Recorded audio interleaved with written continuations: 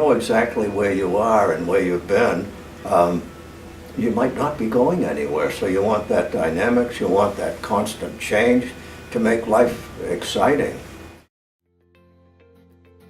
It was 1985, early 1985, and several representatives of biomedical societies from around the state of Florida were getting together to plan an ASHE Clinical Engineering Symposium. After that successful ASHE conference, we thought this was a great time for Florida and to create the Florida Biomed Society.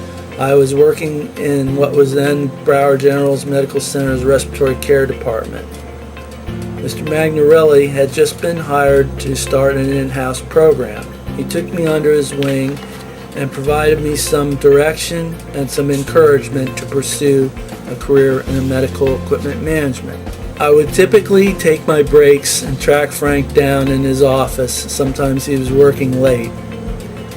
And we would have long conversations about where the profession was going and the role that I might play. That's how Frank motivated us. It was never about sit in your chair and do nothing. He would love to hear your ideas and help you implement them. And then after you implemented them, he never took credit for any part of it. And it was always about you and improving yourself. He reminds me that he wanted to be in the locker room every day. He wanted to be at the hospital every day, interacting with the technicians and the nurses and the doctors. That's what gave him the greatest joy. So he really encouraged me at a key point in my career to continue to grow.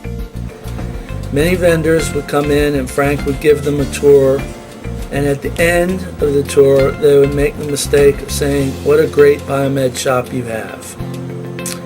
For which he would vigorously reply, "This is not a shop, it's a biomed lab." And he would add something like, "We manage medical equipment, we don't fix appliances." I'm sure he'll appreciate the fact that when I turned in my resignation letter, he corrected some typos and had me resend it back. That's kind of the stuff Frank was all about. But you love to work for him and with him, and you loved being a part of his department. I visited him there in South Florida, Broward County, as he was developing this 5-hospital system of clinical engineering. I saw this is a guy that has his professional act together.